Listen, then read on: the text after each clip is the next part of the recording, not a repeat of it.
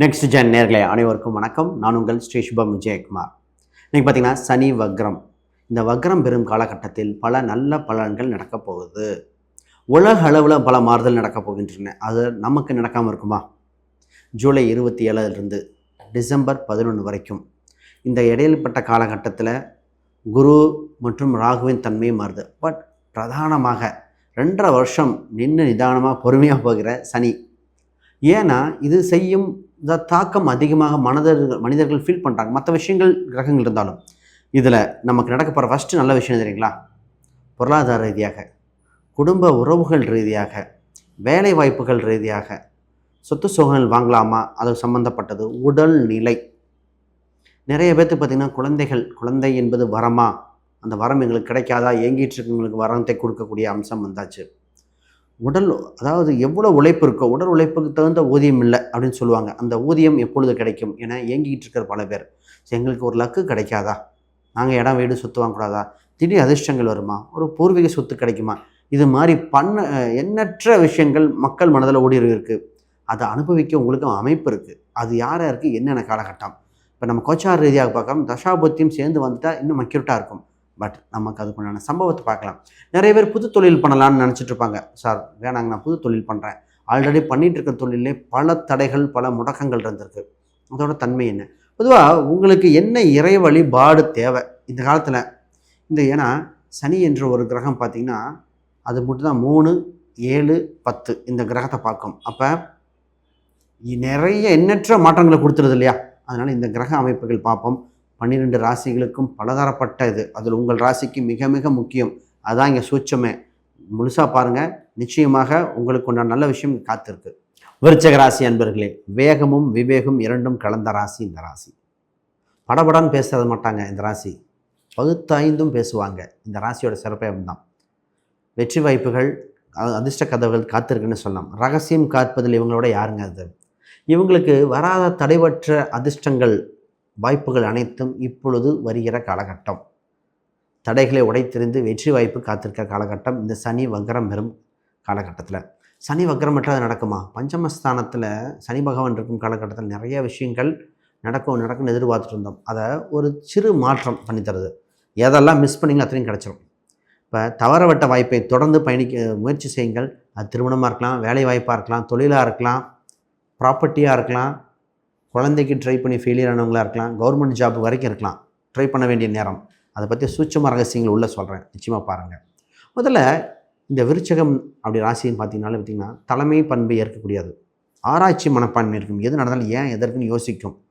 பாசக்காரங்க, நல்லா மற்றவங்களுக்கெல்லாம் உதவி செய்ய டக்குன்னு உதவி செய்வாங்க. ப்ளஸ் எங்கே இருந்தாலும் பாராட்டுற ராசி, மைனஸ் இருந்தாலும் கரெக்டாக சுட்டி காட்டுற ராசி இந்த ராசி. இந்த ராசி இப்போ முதல்ல உங்கள் ராசிக்கு குரு பகவான் குரு பார்வை உண்டு.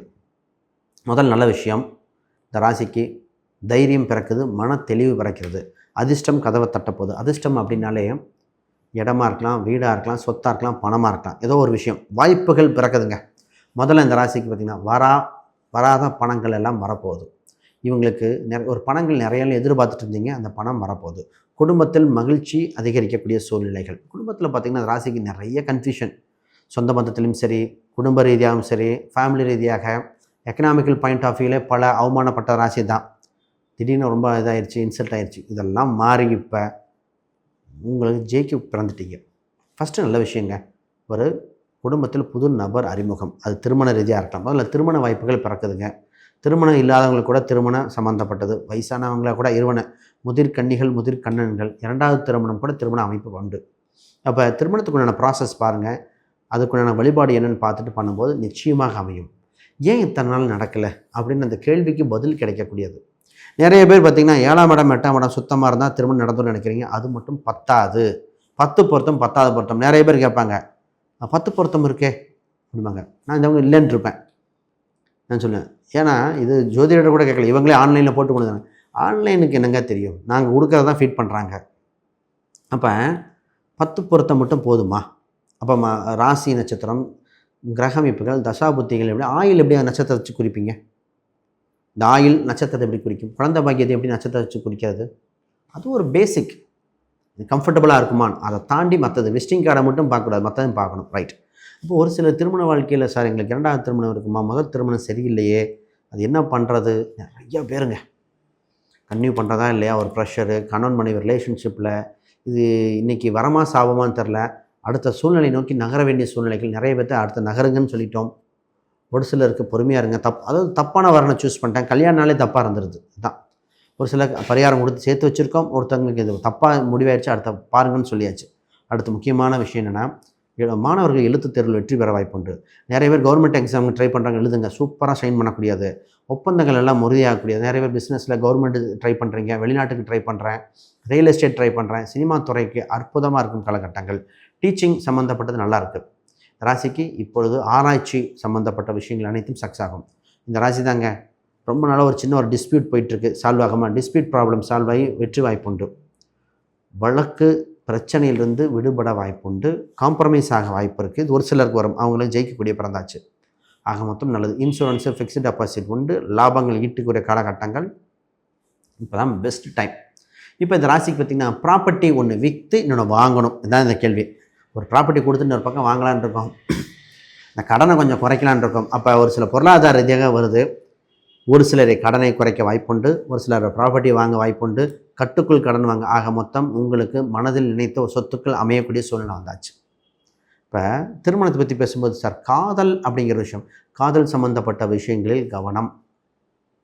ஒரு உறவால் பாதிப்பு ஏற்படுற மாதிரி இருக்குது, அதை சரியாக அந்த உறவுங்கிறது சொந்த பந்தத்தில் இருக்கலாம், முன்னால் ஏற்பட்ட உறவுகள் ஃப்ரெண்ட்ஷிப்பாக இருக்கலாம், கவனமாக பார்த்து பண்ணணும். திடீர்னு ஒரு சில இன்சிடென்ட் நடந்துடும், நிறையா பேர் சொல்லியாச்சு. அப்போ ரொம்ப கவனமாக டீல் பண்ண, உறவுகளை சரியாக பயன்படுத்திக்கங்க. இது ஒரு பாயிண்ட் இந்த ராசிக்கு கொஞ்சம் பார்த்துக்கணும். இல்லைங்க இவங்களை பிடிச்சிருக்கு ஆனால் வீட்டில் கல்யாணம் பண்ணி வைக்க மாட்டாங்க, இது மாதிரிலாம் பல பேர் வருது. ஆனால் கொஞ்சம் கவனிக்க விசாரித்து பண்ண வேண்டிய சூழ்நிலைகள். சார் பிஸ்னஸில் பார்த்திங்கன்னா இந்த ராசிக்கு இப்போ பிஸ்னஸில் பார்த்திங்கன்னா இம்போர்ட் எக்ஸ்போர்ட், வெளிநாடு சம்மந்தப்பட்டது, வெளியூர் சம்மந்த ஒப்பந்தங்கள் வருகிறது. நிறைய பேர் இப்போ பிஸ்னஸில் புது பிரளயமே ஏற்பட்டது. இப்படி நடந்துட்டு பார்த்தோம், அப்படியே அப்சென்ட் ஆனாச்சு. ஆனால் இப்போ அந்த வக்கரம் பெற்ற காலகட்டத்தில் புது வாய்ப்புகள் பிறக்குது. பிஸ்னஸில் இந்த ராசியை ஃபஸ்ட்டு வீட்டில் வச்சு தான் ஃபஸ்ட்டு ஆரம்பிக்கணும். உங்கள் அதில் வைக்க வேண்டிய கடவுள்லாம் இருக்குது, அதை பார்த்துக்கங்க. பொதுவாக இந்த ராசி வெள்ளி என்ற பொருளை அடிக்கடி பயன்படுத்தி கொண்டே இருக்கணும். வெள்ளி பொருளாக கொஞ்சம் லாபம் படுத்தினோம். ஏன்னா வெள்ளியை சரியாக பயன்படுத்தினால் இந்த ராசி ஜொலிச்சிடும். இந்த ராசிக்கு 2 வருதுன்னா லாபாதிபதி 11, அங்கே வெள்ளி நீச்சம், 12ஆம் இடம் விரயம். இப்போ வெள்ளி சம்மந்தப்பட்ட பொருட்கள், அம்பாள் வழிபாடு, இதெல்லாம் ரொம்ப முக்கியம். இந்த ராசி எதை சார் பண்ணலாம்? ஸ்ரீரங்கநாதரையும் பத்மநாப சாமியும் கெட்டியாக பிடிச்சிக்க வேண்டிய காலகட்டம். நீங்கள் சனி பயிற்சி பண்ணுறீங்க, அதெல்லாம் ஓகே. இந்த பண்ணிங்க, உங்கள் குரு காலகட்டத்தில் இன்னும் ஜொலிச்சு வந்துடுவீங்க. உடல் உபாதைகளில் இருந்து மீள வர வாய்ப்புண்டு. நிறைய பெரியவங்க பார்த்திங்கன்னா உடல் உபாதைகள் இருந்து இப்போ தான் கொஞ்சம் கொஞ்சமாக மீண்டு வராங்க.